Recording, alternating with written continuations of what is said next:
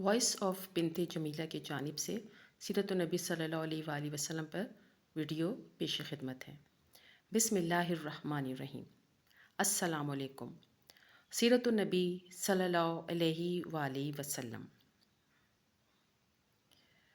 ابو لہب اس کے باوجود یہ ساری حرکتیں کر رہا تھا کہ رسول اللہ صلی اللہ علیہ وآلہ وسلم کا چچا اور پڑوسی تھا۔ اس کا گھر آپ کے گھر سے متصل تھا۔ اس طرح آپ کے دوسرے پڑوسی بھی آپ کو گھر کے اندر ستاتے تھے۔ ابن اسحاق کا بیان ہے کہ جو گروہ گھر کے اندر رسول اللہ صلی اللہ علیہ وآلہ وسلم کو اذیت دیا کرتا تھا وہ یہ تھا: ابو لہب، حکم بن ابی العاص بن امیہ، عقبہ بن ابی المحیط، عدی بن حمرہ ثقفی، ابن ازتار حضلی۔ یہ سب کے سب آپ کے پڑوسی تھے، اور ان میں سے حکم بن ابی العاص کے علاوہ کوئی بھی مسلمان نہ ہوا۔ ان کے ستانے کا طریقہ یہ تھا کہ جب آپ نماز پڑھتے تو کوئی شخص بکری کے بچے دانی اس طرح ٹکا کر پھینکتا کہ وہ ٹھیک آپ صلی اللہ علیہ وآلہ وسلم کے اوپر گرتی۔ چولہے پر ہانڈی چڑھائی جاتی تو بچہ دانی اس طرح پھینکتے کہ سیدھے ہانڈی میں جا گرتی۔ آپ صلی اللہ علیہ وآلہ وسلم نے مجبور ہو کر ایک گھروندہ بنا لیا تاکہ نماز پڑھتے ہوئے ان سے بچ سکیں۔ بہرحال جب آپ صلی اللہ علیہ وآلہ وسلم پہ گندگی پھینکی جاتی تو آپ صلی اللہ علیہ وآلہ وسلم اسے لکڑی پر لے کر نکلتے اور دروازے پر کھڑے ہو کر فرماتے: اے بنی عبد مناف، یہ کیسی ہمسائیگی ہے؟ پھر اسے راستے میں ڈال دیتے۔ عقبہ بن ابی معیط اپنی بدبختی اور خباثت میں اور بڑا ہوا تھا۔ چنانچہ صحیح بخاری میں حضرت عبداللہ بن مسعود رضی اللہ تعالیٰ عنہ سے مروی ہے کہ نبی کریم صلی اللہ علیہ وآلہ وسلم بیت اللہ کے پاس نماز پڑھ رہے تھے، اور ابو جہل اور اس کے کچھ رفقا بیٹھے ہوئے تھے کہ اتنے میں بعد نے بعض سے کہا: کون ہے جو بنی فلاں کی اونٹ کی اجڑی لائے اور جب محمد صلی اللہ علیہ وآلہ وسلم سجدہ کریں تو ان کی پیٹھ پر ڈال دیں؟ اس پر قوم کا بدبخت ترین آدمی عقبہ بن ابی معیط اٹھا اور اوجھ لا کر انتظار کرنے لگا۔ جب نبی کریم صلی اللہ علیہ وآلہ وسلم سجدے میں تشریف لے گئے تو اسے آپ کی پیٹھ پر دونوں کندھوں کے درمیان ڈال دیا۔ میں سارا ماجرا دیکھ رہا تھا مگر کچھ نہیں کر سکتا تھا۔ کاش میرے اندر بچانے کی طاقت ہوتی۔ حضرت ابن مسعود فرماتے ہیں اس کے بعد وہ ہنسی کے مارے ایک دوسرے پر گرنے لگے، اور رسول اللہ صلی اللہ علیہ وآلہ وسلم میں سجدے ہی میں پڑے رہے، سر نہ اٹھایا، یہاں تک کہ بی بی فاطمہ رضی اللہ تعالیٰ عنہا آئیں اور آپ کی پیچھے سے اونٹ اٹھا کر پھینکی، تب آپ نے سر اٹھایا۔ پھر 3 بار آپ نے فرمایا: اللہم علیک بقریش، اے اللہ تو قریش کو پکڑے۔ جب آپ نے یہ بد دعا کی تو ان پر بہت گراں گزری، کیونکہ ان کا عقیدہ تھا کہ شعر میں دعائیں قبول کی جاتی ہیں۔ اس کے بعد آپ صلی اللہ علیہ وآلہ وسلم نے نام لے کر بد دعا کی: اے اللہ ابو جہل کو پکڑے، اور عتبہ بن ربیعہ، شیبہ بن ربیعہ، ولید بن عتبہ، امیہ بن خلف اور عقبہ بن ابی معیط کو پکڑ لے۔ انہوں نے 7ویں کا نام بھی گنایا لیکن راوی کو یاد نہ رہا۔ ابن مسعود فرماتے ہیں کہ ذات کی قسم جس کے ہاتھ میں میری جان ہے، میں نے دیکھا کہ جن لوگوں کے نام رسول اللہ نے گن گن کر لیے تھے سب کے سب بدر کے کنویں میں مقتول پڑے ہوئے تھے۔ امیہ بن خلف کا وتیرہ تھا کہ وہ جب رسول اللہ صلی اللہ علیہ وآلہ وسلم کو دیکھتا تو لان تان کرتا۔ اسی کے متعلق یہ آیت نازل ہوئی: ویل لکل ہمزۃ لمزہ۔ ہر لان تان اور برائیاں کرنے والوں کے لیے تباہی ہے۔ ابن ہشام کہتے ہیں یہ وہ شخص ہے جو اعلانیہ گالی بکے، آنکھیں ٹیڑھی کر کے اشارے کرے، اور یہ وہ شخص ہے جو پیٹھ پیچھے لوگوں کی برائیاں کرے اور انہیں اذیت دے۔ امیہ کا بھائی ابی بن خلف عقبہ بن ابی معیط کا گہرا دوست تھا۔ ایک بار عقبہ نے نبی کریم صلی اللہ علیہ وآلہ وسلم کے پاس بیٹھ کر کچھ سنا۔ ابی کو معلوم ہوتا اس نے عقبہ کو سخت سست کہا، عتاب کیا، اس سے مطالبہ کیا کہ وہ جا کے رسول اللہ صلی اللہ علیہ وآلہ وسلم کے پر تھوک آئے، نعوذ باللہ۔ آخر عقبہ نے ایسے ہی کیا۔ خود ابی بن خلف نے ایک مرتبہ ایک بوسیدہ ہڈی لا کر توڑی، ہوا میں پھونک مار کر آپ کی طرف اڑا دی۔ اخنس بن شریک ثقفی بھی رسول اللہ کے ستانے والوں میں سے تھا۔ قرآن میں اس کے 9 اوصاف بیان کیے گئے ہیں جن سے اس کے کردار کا اندازہ لگایا جا سکتا ہے۔ ارشاد ہوتا ہے: تم بات نہ مانو کسی قسم کھانے والے ذلیل کی جو لان تان کرتا ہے، چغلیاں کھاتا ہے، بھلائی سے روکتا ہے، حد درجے ظالم، بد عمل اور جفاکار ہے، اور اس کے بعد بد اصل بھی ہے۔ ابو جہل کبھی کبھی رسول اللہ صلی اللہ علیہ وآلہ وسلم کے پاس آ کر قرآن سنتا تھا، لیکن بس سنتا ہی تھا، ایمان اور اطاعت اور ادب و خشیت اختیار نہیں کرتا تھا۔ وہ رسول اللہ صلی اللہ علیہ وآلہ وسلم کو اپنی بات سے اذیت پہنچاتا اور اللہ کی راہ سے روکتا تھا، پھر اپنی اس حرکت اور برائی پہ ناز اور فخر کرتا ہوا جاتا تھا۔ گویا اس نے کوئی بہت قابل ذکر کارنامہ انجام دیا ہو۔ قرآن مجید کی یہ آیات اس شخص کے بارے میں نازل ہوئیں۔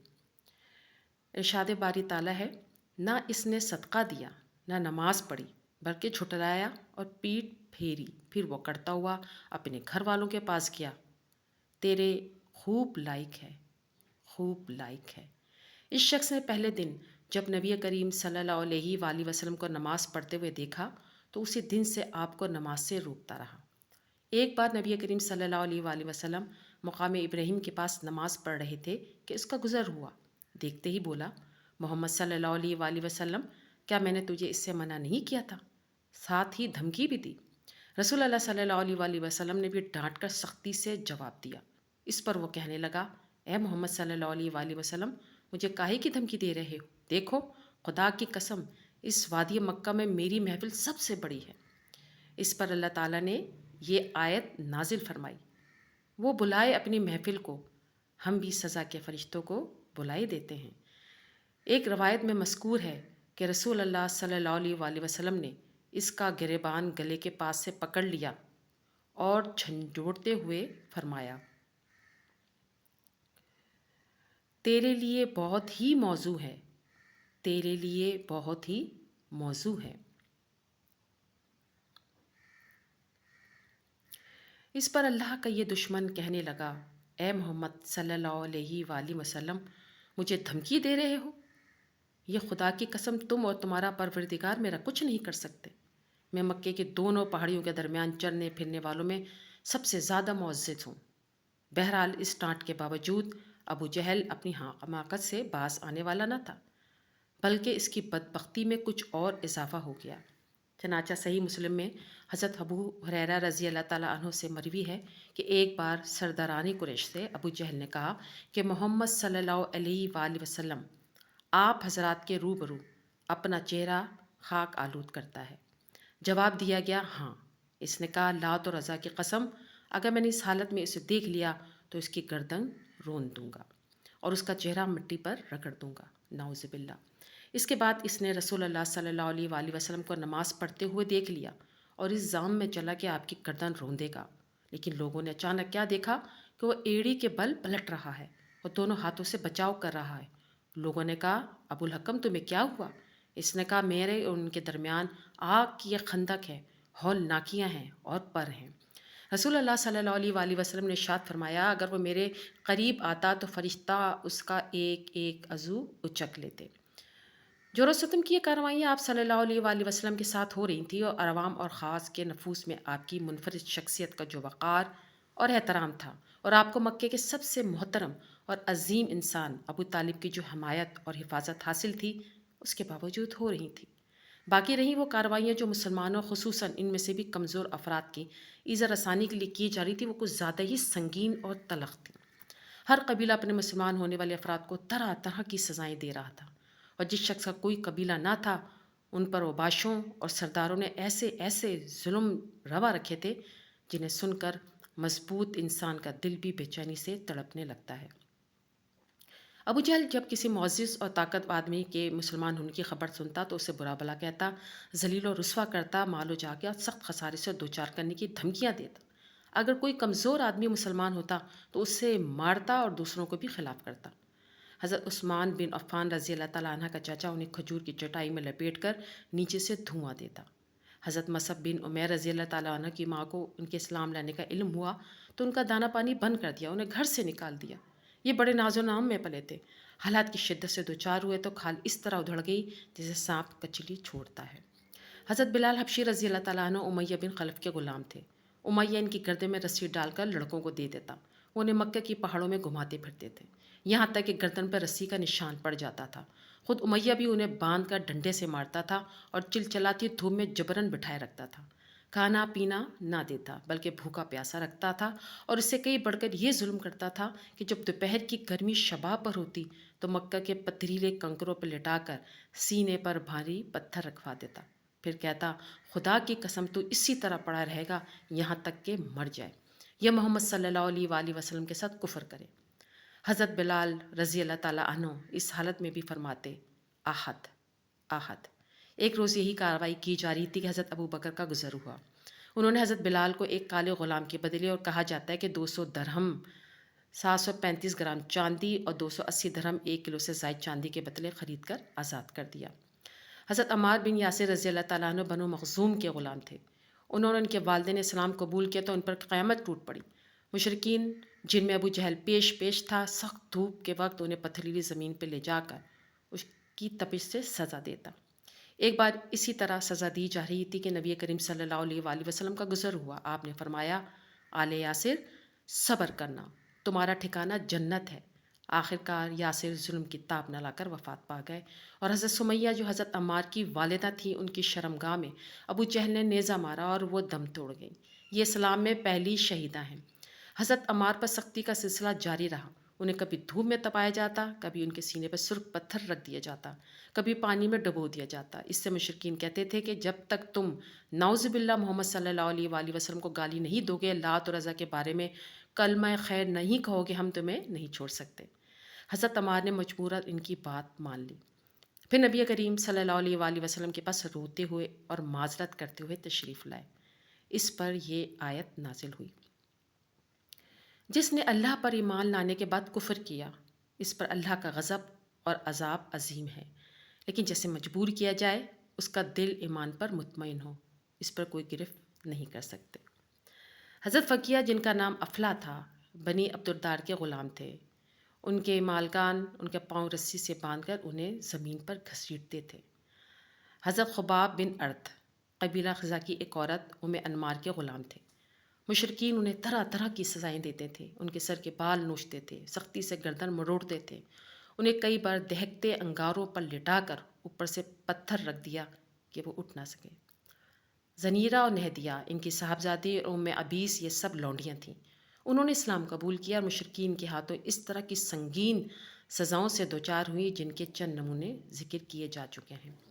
قبیلہ بنی عدی کے ایک خانوادے بنی مومل کی ایک لونڈی مسلمان ہوئی تو انہیں حضرت عمر بن خطاب، جو بنی عدی سے تعلق رکھتے تھے، ابھی مسلمان نہیں ہوئے تھے، اس قدر مارتے تھے کہ مارتے مارتے خود تھک جاتے تھے۔ اس کے بعد کہتے تھے کہ میں نے تجھے کسی مروت کی وجہ سے نہیں، بلکہ محض تھک جانے کی وجہ سے چھوڑا ہے۔ آخر حضرت ابو بکر صدیق رضی اللہ تعالیٰ عنہ نے حضرت بلال اور عامر بن فہیرہ کی طرح ان لونڈیوں کو بھی خرید کر آزاد کر دیا۔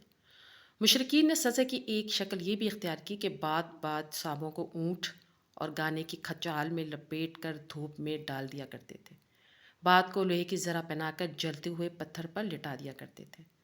در حقیقت اللہ کی راہ میں ظلم و جور کا نشانہ بننے والوں کی فہرست بہت لمبی ہے اور بڑی تکلیف دہ بھی ہے۔ حالات یہ تھی کہ جس کسی کے مسلمان ہونے کا پتہ لگ جاتا تھا، مشرکین اس کے در پر ہو جایا کرتے تھے۔ دار ارقم، ان ستم رانیوں کے مقابل حکمت کا تقاضا یہ تھا کہ رسول اللہ صلی اللہ علیہ وآلہ وسلم مسلمانوں کو قولاً اور عملاً دونوں طرح اسلام کے اظہار سے روک دیں اور ان کے ساتھ خفیہ طریقہ اکٹھے ہوں، کیونکہ اگر آپ ان کے ساتھ کھلم کھلا اٹھتے تو مشرکین آپ کے تزکیہ نفس اور تعلیم کتاب حکمت کے کام میں یقیناً رکاوٹ ڈالتے۔ اس کے نتیجے میں فریقین کے درمیان تصادم ہو سکتا تھا، مگر عملاً سن 4 نبوت میں بھی ہو چکا تھا، جس کی تفصیل یہ ہے کہ صحابہ کرام گھاٹیوں میں اکٹھا ہو کر نماز پڑھا کرتے تھے۔ ایک بار کفار قریش کے کچھ لوگوں نے دیکھ لیا تو گالم گلوچ اور لڑائی جھگڑے پر اتر آئے۔ جواباً حضرت سعد بن ابی وقاص نے ایک شخص کو ایسی ضرب لگائی کہ اس کا خون بہہ پڑا، اور یہ پہلا خون تھا جو اسلام میں بہایا گیا۔ یہ واضح ہے کہ اگر اسی طرح کا ٹکراؤ بار بار ہوتا اور طول پکڑتا تو مسلمانوں کے خاتمے کی نوبت آ سکتی تھی۔ لہٰذا حکمت کا تقاضا یہی تھا کہ کام پس پردہ کیا جائے۔ چنانچہ عام صحابہ کرام اپنا اسلام، اپنی عبادت، اپنی تبلیغ اور اپنے باہمی اجتماعات سب کچھ پس پردہ کرتے تھے۔ البتہ نبی کریم صلی اللہ علیہ وآلہ وسلم تبلیغ کا کام بھی مشرکین کے روبرو کھلم کھلا انجام دیا کرتے تھے، اور عبادت کا کام بھی۔ کوئی چیز آپ کو اس سے روک نہیں سکتی تھی، تاہم آپ بھی مسلمانوں کے ساتھ خود ان کی مصلحت کے پیش نظر خفیہ طور سے جمع ہوتے تھے۔ ادھر ارقم بن ابی الار، ارقم مخزومی کا مکان کوہ صفا پر سرکشوں کی نگاہوں اور ان کی مجلسوں سے دور الگ تھلگ واقع تھا، اس لیے آپ نے 5ویں سنہ نبوت سے اسی مکان کو اپنی دعوت اور مسلمانوں کے ساتھ اپنے اجتماع کا مرکز بنا لیا۔ باقی کی تفصیلات انشاءاللہ تعالیٰ اگلی قسط میں پیش کروں گی۔ تمام دوستوں سے گزارش ہے کہ ایک مرتبہ درود ابراہیمی ضرور پڑھ لیجیے۔ جزاک اللہ خیر۔ ویڈیو اچھی لگے تو لائک کیجیے، اپنے کمنٹ سے آگاہ کیجیے اور ثواب کی نیت سے ویڈیو کو لازمی شیئر کیجیے۔